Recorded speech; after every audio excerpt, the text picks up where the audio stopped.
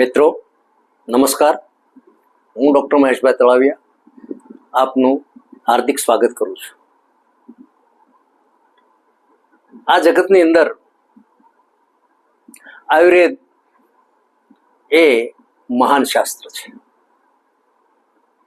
પરાપૂર્વથી એટલે કે હજારો વર્ષથી આપણા દેશની અંદર આયુર્વેદ પ્રમાણેની ચિકિત્સા ખૂબ પ્રચલિત છે અને આ ચિકિત્સા નાસ્તી જાય તે નિષ્ફળામ, ક્યારેય નિષ્ફળ થતી નથી. યોગ્ય નિદાન અને યોગ્ય દવા એ પણ આયુર્વેદની એ અદ્ભુત કાર્ય કરે છે. નાના એવા દ્રવ્યો અને એનું કાર્ય એ આપણા શરીરની અંદર ખૂબ સરસ રીતે થાય છે. પગથી લઈ અને માથા સુધી ઘણા બધા દ્રવ્યો એવા છે, હાવ સામાન્ય છે, પરંતુ એનું અદ્ભુત કાર્ય છે. મિત્રો, આ જગતની અંદર જ્યારથી માનવ જગત પેદા થયું ત્યારથી માંડી ઈશ્વરે એ કોઈ વિચાર એવો કર્યો હશે કે માનવીને સ્વસ્થ રાખવા માટે શું કરવું. એ તો તે વખતની વાત છે કે જ્યારે કોઈ પણ જાતનું આધુનિક સાયન્સ નહોતું અને રોગની ઉત્પત્તિ થઈ ત્યારથી ઈશ્વરદત્ત, ઈશ્વરના મુખેથી આયુર્વેદનો જન્મ થયેલો છે. હવે એમાંના ઘણા બધા દ્રવ્યો એવા છે કે જેનું નામ પણ હજારો વર્ષથી એક જ છે. એમાંનું એક એવું સુંદર નામ છે જે ઘેર ઘેર જાણીતું છે અને ઘેર ઘેર વપરાય છે. મિત્રો, એનું નામ છે ત્રિફળા. સંસ્કૃતમાં એને ફલ ત્રિકાદી ચૂર્ણ કહેવામાં આવે છે. સામાન્ય ભાષામાં આપણે ત્રિફળા ચૂર્ણ કહીએ છીએ. ત્રિફળા ચૂર્ણ એ 3 ફળોથી યુક્ત છે. એક છે હરિતકી એટલે હરડે, બીજું છે બહેડા વિભીતક અને ત્રીજું છે આમળા. મિત્રો, હરડે, બહેડાના આમળાનું સમભાગે સંયોજન જે કરવામાં આવે છે એને ત્રિફળા કહેવામાં આવે છે. શરૂઆતમાં આપણે જોઈએ તો આ જે ત્રિફળા 100 સમભાગે જે લેવામાં આવે છે અને એનું ચૂર્ણ ક્યારેય બજારમાંથી ન લેવું, કારણ કે બનાવવું બહુ ઈઝી છે. 3 પ્રકારના ઔષધો લઈ આવી, સાફ કરી અને એના મીંજ કાઢી અને એનું છાલનું ચૂર્ણ બનાવી લેવાનું. આને કહેવાય છે એ ચૂર્ણ એવું કે જે ગરમ થતું નથી. ક્યારેય કંપનીઓના તમે લેશો તો એની અંદરનું એલિમેન્ટ્સ એ 50% ખતમ થઈ ગયેલું છે. તત્વો ખતમ થઈ જાય બહુ ગરમ કરવાથી. તો મિત્રો, આ એક છે ને રીત, એ છે કોલ્ડ પ્રોસેસ. ઠંડી પ્રોસેસથી આપણે ખાંડીને બનાવીએ છીએ. એ શરીરની અંદર ખૂબ ઉત્તમ કામ આપે છે. શાસ્ત્રોની અંદર એ સમભાગે ચૂર્ણ લેવાનું કીધું છે. એનું કારણ છે કે હરડે 100 ગ્રામ, બેડા 100 ગ્રામ અને આમળા 100 ગ્રામ, આ 3 થઈને 300 ગ્રામ છે અને 300 ગ્રામ એ 30 દિવસનો ખોરાક છે. સવારે 5 ગ્રામ અને સાંજે 5 ગ્રામ. મિત્રો, આ એનું પ્રમાણ છે. પરંતુ બીજી 2 રીત છે, એની અંદર પ્રમાણ આપણે વધઘટ કરવું પડે છે. રોગ જોઈ અને એ ચૂર્ણ આપવામાં આવે છે. ફલ ત્રિકાદી એટલે કે ત્રિફળા ચૂર્ણ કયા કયા રોગોની અંદર કામ આવે છે, મિત્રો, એનું વર્ણન ખૂબ મોટું છે. અહીંયા આપણે સમયના અભાવે વિડીયોઝ બહુ લાંબો ન થઈ જાય એટલા માટે હું તમને ટૂંકમાં કહીશ કે પ્રથમ તો ત્રિફળા ચૂર્ણ એ માથાના વાળથી માંડીને પગના તળિયા સુધી મિત્રો કામ કરે છે. જેને વાળ ખરતા હોય એને આ ત્રિફળા ચૂર્ણ ગાયના દૂધ સાથે આપવામાં આવે છે. મિત્રો, એનું અદ્ભુત પરિણામ આવે છે.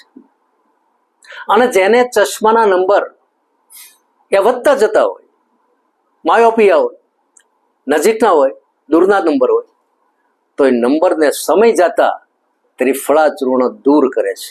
ઇવન અંધાપમણા આવવાની શરૂઆત થઈ ગઈ હોય તો પણ ત્રિફળા એને દૂર કરે છે. એની રીત કંઈક એવી છે કે ચપટી પર ત્રિફળા લઈ એને તાંબાની નાની એવી લોટીની અંદર નાખી 1 ચમચી પાણી નાખી આખી રાત પર તમે એને પલળવા દો અને સવારમાં સારા કપડાથી ગાળી અને રાખી મૂકો. એના ટીપા 5-5 ટીપા દિવસમાં 3 થી 4 વાર નાખવાથી અને 10 મિનિટ આંખો વીંચી રાખવાથી મિત્રો અદ્ભુત પરિણામ મળે છે. નંબર મોટા ભાગે જતા રહે છે. એનું કારણ છે કે એની અંદર જે સંયોજન છે એમાં આમળા વિશેષ છે. અને ત્યાર પછી ચશ્માના નંબરની વાત થઈ, પરંતુ જેને આધાશીશી રહેતી હોય, જેને માથાનો દુખાવો સતત રહેતો હોય, એના કારણો ઘણા બધા હોય, પરંતુ રોજ રાતે 1 ચમચી ત્રિફળા ચૂર્ણ ફાંકી જવાથી મૃદુ વિરેચક કાર્ય તરીકે એ કર્મ કરે છે આપણા શરીરની. આમળા, હરડે અને બેડા પોતપોતાની રીતે એ આગવું સ્થાન ધરાવે છે. હરડે જે છે એ વાયુની અનુલોમન ગતિ કરે છે. આખા શરીરમાં ગમે ત્યાં વાયુ હોય એ હરડે એને ખેંચી અને બહાર કાઢી નાખે છે. મિત્રો, હરડે લેવાથી એમ નહીં માનતા કે આપણને રેચ થાય છે અથવા તો માત્ર ને માત્ર કબજિયાતની દવા તરીકે લેવું, એ તદ્દન તમારો ભ્રમ છે. હરડે છે સર્વશ્રેષ્ઠ ઔષધિ છે. અને હરડે એકમાત્ર દ્રવ્ય એવું છે આયુર્વેદનું કે સંપૂર્ણ શરીરને સાજું કરે છે. અને બીજું છે બેડા, જેને બીભીતક કહેવામાં આવે છે, જેનાથી રોગ માત્ર ગભરાય છે અને બીભીતક કહેવાય છે. આ બેડા એ કફનો સંચય થયેલો હોય તો કફને તોડી નાખે છે. ફેફસા માટેની અદ્ભુત દવા છે. બેડા એસ્ટ્રિંજન્ટ છે, જેને ઇંગ્લિશમાં કહેવામાં આવે છે. અને આ બેડા એ કફની સર્વશ્રેષ્ઠ દવા છે. જો કોઈને કફ થઈ ગયો હોય, કોઈ હિસાબે મટતો ન હોય, તો મિત્રો ખાલી બેડાનું ચૂર્ણ એ મધ સાથે 3 ટાઈમ 1-1 ચમચી લેવામાં આવે તો કફ એ દૂર થાય છે. એની અંદર પીપળનું ચૂર્ણ પણ નાખી શકાય છે, ત્રિકટુનું ચૂર્ણ પણ નાખી શકાય છે. મિત્રો, આ થઈ બેડાની વાત. હવે રહી આમળાની વાત. આમળા એ વિટામિન સી થી ભરપૂર છે, આપણે ઘણી વખત કીધેલું છે. અને એની અંદર લોહ તત્વ પણ એટલું જ છે. મિત્રો, આ બે જે ગુણ છે આખા શરીરની અંદર એ પૂર્તિ કરે છે. તમારા બ્લડને ઘટવા દેતું નથી, લોહીને બરોબર શુદ્ધ રાખે છે. અને આંતરડાની અંદર જઈ જે આપણા 9 ભાગ કુદરતે આપણને આપ્યા છે, એ ભાગને બરોબર તાકાત આપી અને આપણને સર્વશ્રેષ્ઠ રીતે ઉપયોગી થાય છે. મિત્રો, આ 3નું સંયોજન થયું. જો તો 3નું સંયોજન થયું.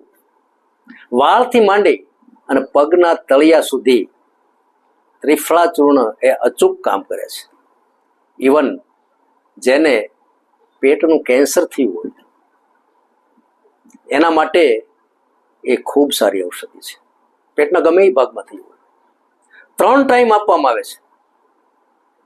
અને 3 ટાઈમ આપ્યા પછી એમાં રહેલા દોષો ધીમે ધીમે ધીમે એ બહાર કાઢે છે. વાત એવી રહી કે કોઈને ભૂખ ન લાગતી હોય, પાચન બરોબર ન થતું હોય, તો પણ ત્રિફળા ચૂર્ણ ખૂબ કામ કરે છે.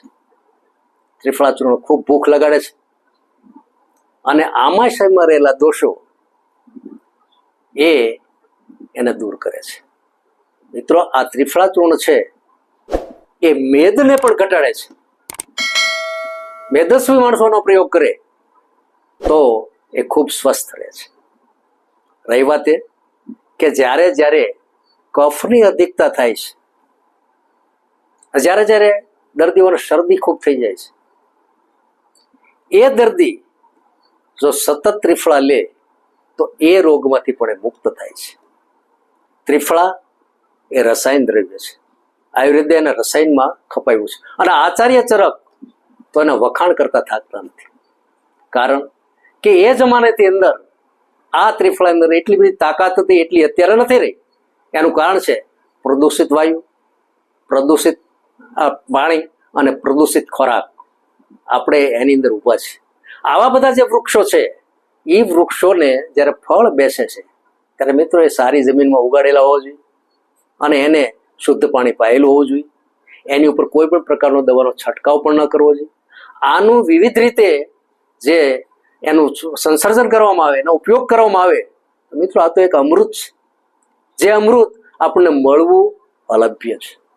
આજના યુગની અંદર આ ઔષધો આપણા ઘરની અંદર રાખવા જરૂરી છે.